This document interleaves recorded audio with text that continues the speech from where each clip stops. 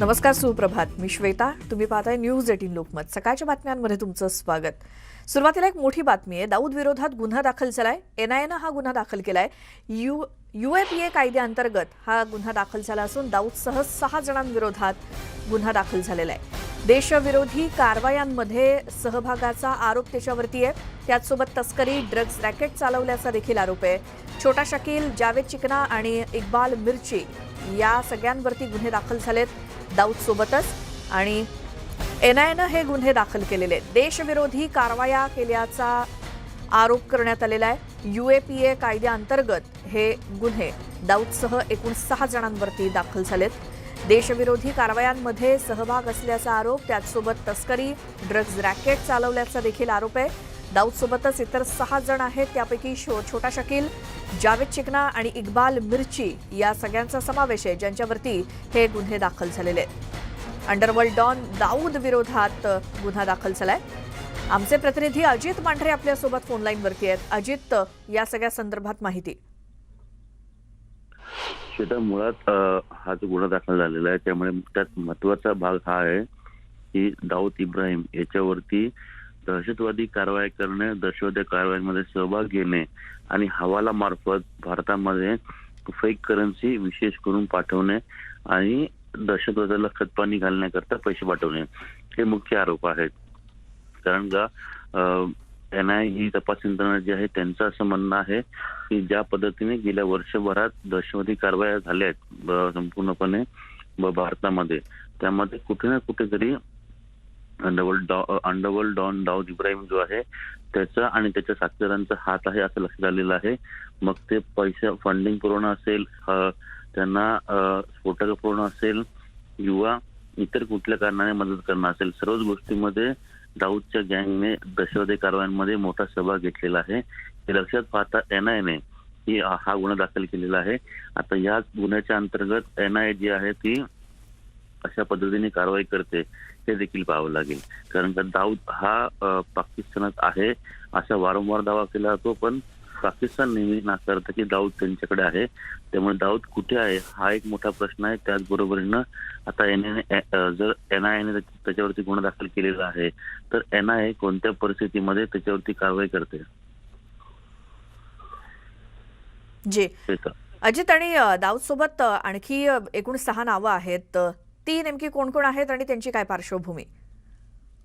ही 6 नावं जी आहेत याच्यामध्ये इक्बाल मिर्ची आहे, छोटा शकील आहे, अशी वेगवेगळी नावं आहेत ज्या अंतर्गत म्हणजे आपल्याला माहिती आहे की ज्या परिस्थितीमध्ये सुरुवातीपासून दाऊदला मदत करण्यात आलेली आहे किंवा दाऊदच्या हाताखाली काम करून किंवा दाऊदच्या सांगण्यावरून वेगवेगळ्या मार्फत किंवा वेगवेगळ्या रूट मार्फत म्हणजे टेरर फंडिंग करणं असेल, त्याचबरोबर हत्यारं पुरवणं असेल, माणसांना लॉजिस्टिक सपोर्ट असेल किंवा ह्युमन ट्रॅफिकिंग असेल, अशा वेगवेगळ्या गोष्टी ज्या आहेत ज्या पद्धतीनं दहशतवादाला खतपाणी घालण्याकरता दाऊद सोबत 6 जणांनी त्याला मदत केलेली आहे. त्यांच्यावर देखील हे गुन्हे दाखल करण्यात आलेले आहेत. अजित, धन्यवाद या सगळ्या माहितीसाठी.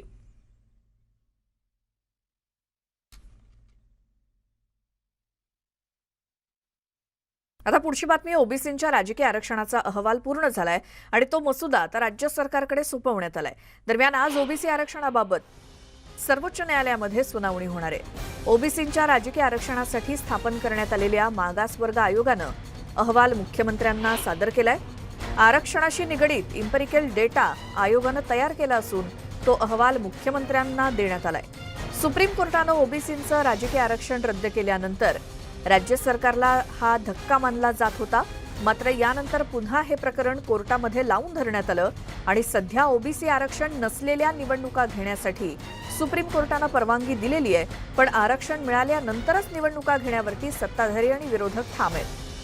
दरम्यान कोर्टानं निर्णय राखून ठेवत मागासवर्ग आयोगाच्या गोटामध्ये चेंडू टाकलेला होता. आयोगानं दिलेल्या निर्णयानुसार आरक्षण लागू करण्यात यावं असा युक्तिवादही झाला. आता आज कोर्टात या प्रकरणाची सुनावणी पार पडणार आहे.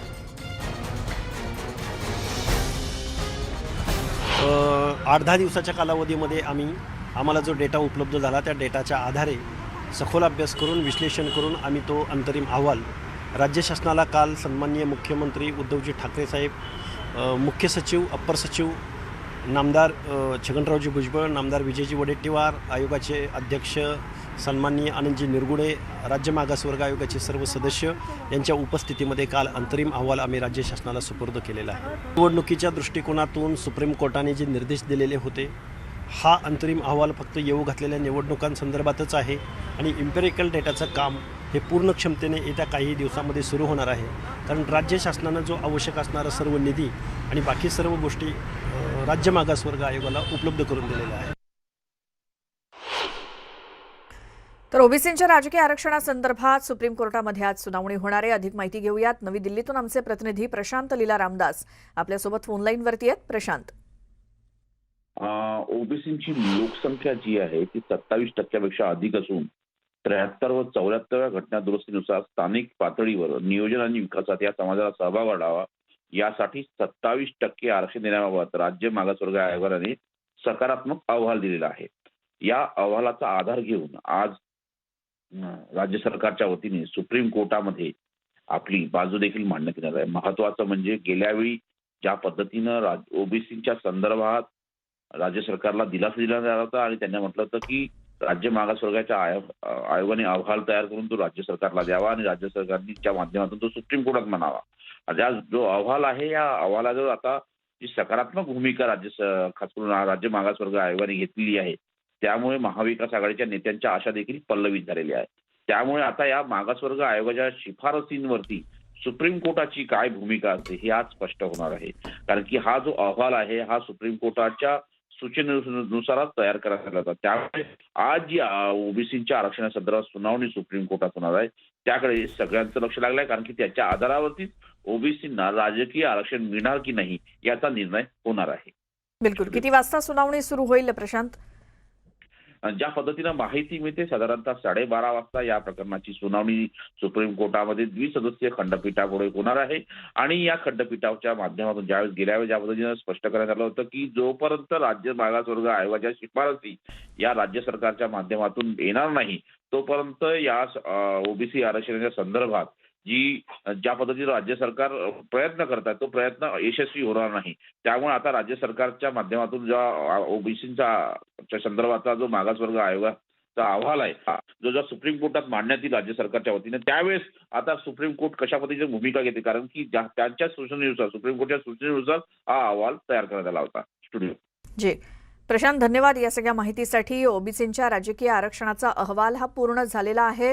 तो राज्य सरकारकडे सुपूर्द करण्यात आलेला आहे आणि राज्य सरकारच्या वतीनं तो आज सुप्रीम कोर्टामध्ये मांडला जाईल आणि त्यानंतर या संदर्भात सुप्रीम कोर्ट काय निर्णय देतं, अर्थात ओबीसींच्या राजकीय आरक्षणासंदर्भात सुप्रीम कोर्टामध्ये आज सुनावणी होतीये. आमच्या प्रतिनिधीने दिलेल्या माहितीनुसार साधारण दुपारी 12:30 वाजता या सुनावणीला सर्वोच्च न्यायालयात सुरुवात होईल. पुढची बातमी, सिंधुदुर्गातील संतोष परब हल्ल्याप्रकरणी नितेश राणेंच्या जामीन अर्जावरती सुद्धा आज सुनावणी होणार आहे. सिंधुदुर्गातील जिल्हा सत्र न्यायालयात ही सुनावणी होईल. सध्या नितेश राणेंवरती कोल्हापूरच्या सीपीआर रुग्णालयात उपचार सुरू आहेत. राणे यांच्यावर उपचार करण्यासाठी सीपीआर हॉस्पिटलमधील तज्ज्ञ डॉक्टरांची एक टीम तयार करण्यात आली आहे. दरम्यान तज्ज्ञ डॉक्टरांनी सांगितल्याप्रमाणे सर्व तपासण्या करण्याचं काम झालेलं असून त्याचे रिपोर्ट येणं बाकी आहे. सीपीआर रुग्णालयाच्या बाहेर पोलिसांचा मोठा बंदोबस्त आहे.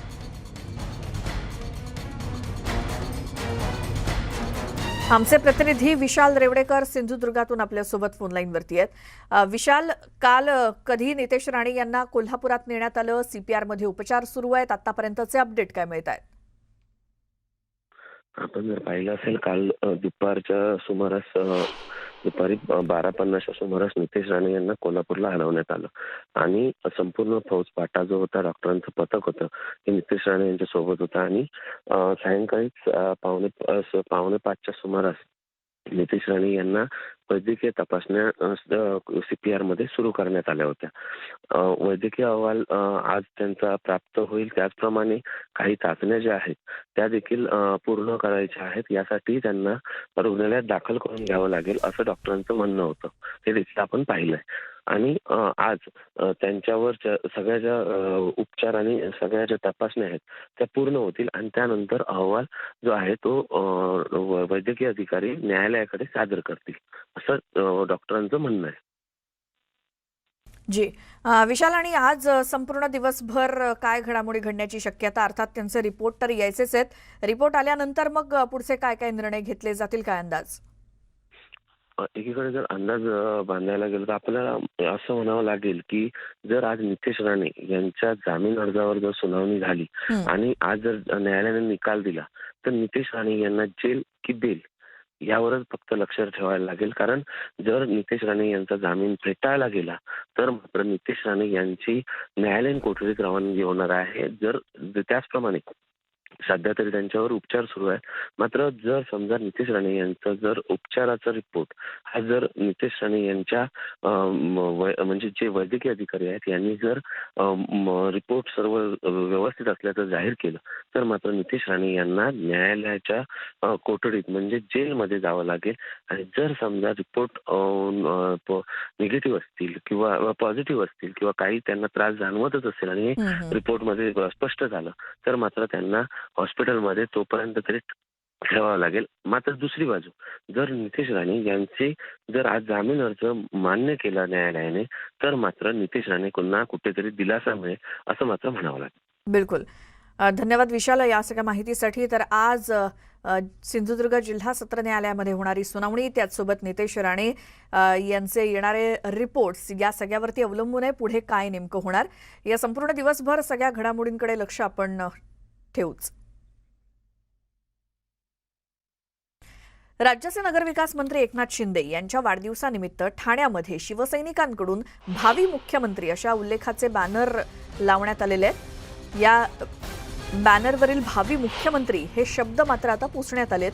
शिंदे यांच्यावरील प्रेमापोटी आपण हा बॅनर लावला होता आणि या बॅनरबद्दल विरोधक उलटसुलट चर्चा करत असल्यामुळे भावी मुख्यमंत्री हे नाव काढून टाकण्यात आलं असं कार्यकर्त्यांनी म्हटलंय. एकनाथ शिंदे हे मुख्यमंत्री उद्धव ठाकरे यांच्या खांद्याला खांदा लावून काम करतायत.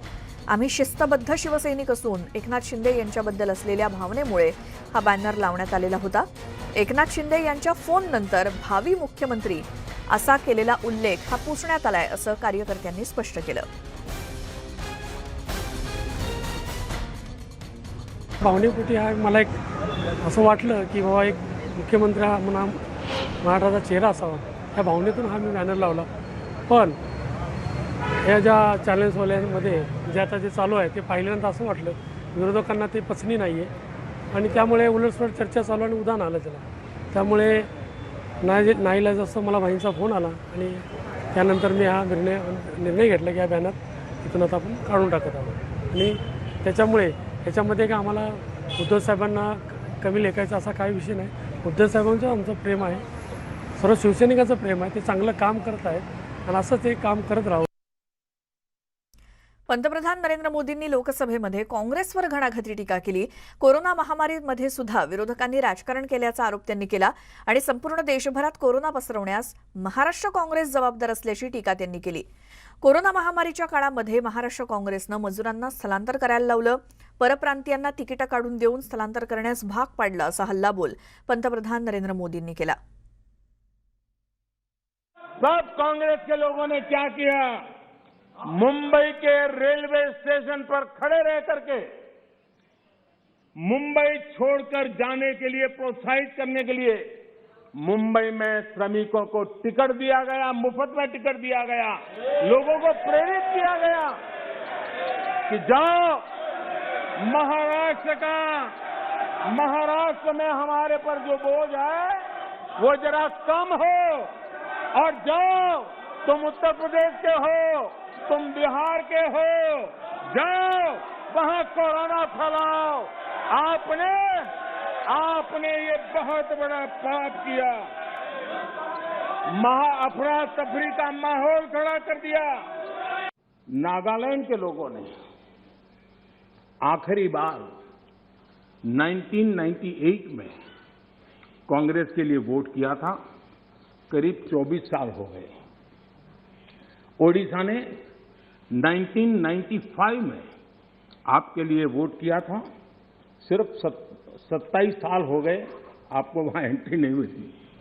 गोवा में 1994 में पूर्ण बहुमत के साथ आप जीते थे। 28 साल हो गए, गोवा ने आपको स्वीकार नहीं किया। मुझे कभी कभी माननीय अध्यक्ष जी ये विचार आता है, उनके बयानों से, उनके कार्यक्रमों से, उनके कर्तृत्व से, जिस प्रकार से आप बोलते हैं, जिस प्रकार से मुद्दों से जुड़ते हैं, ऐसा लगता है कि आपने मन बना लिया है कि 100 साल तक सत्ता में नहीं आना है।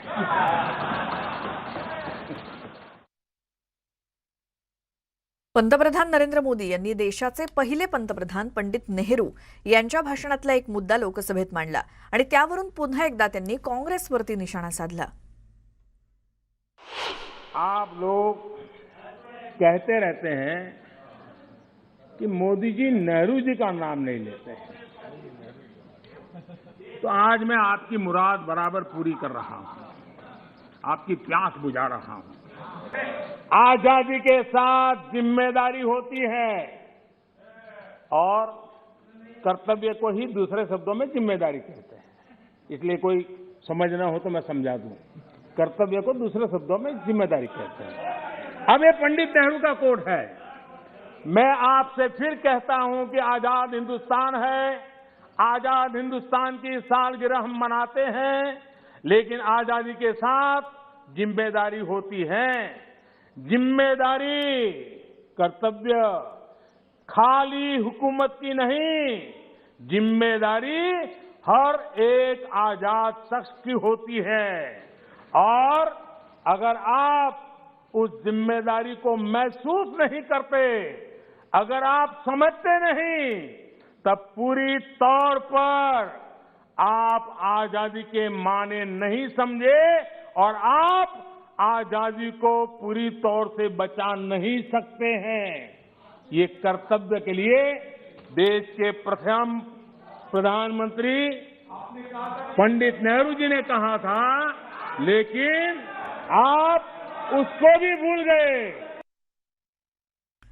तर लोकसभेतली पंतप्रधान मोदींची ही वक्तव्य ऐकल्यानंतर एक छोटासा ब्रेक घेऊन आपण लगेचच परत येऊयात। तुम्ही पाहत राहा न्यूज 18 लोकमत।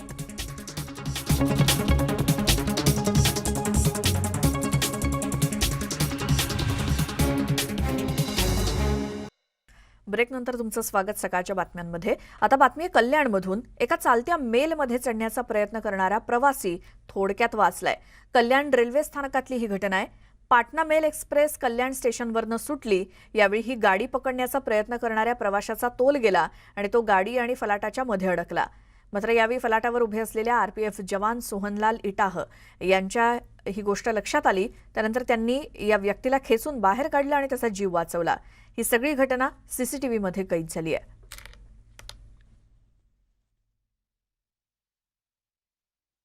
या बातमीसोबतच वेळ झाली आहे सकाळच्या बातम्यांमध्ये आता इथेच थांबण्याची। मात्र यानंतरच्या बुलेटिनमध्ये पाहूयात स्पीड न्यूज।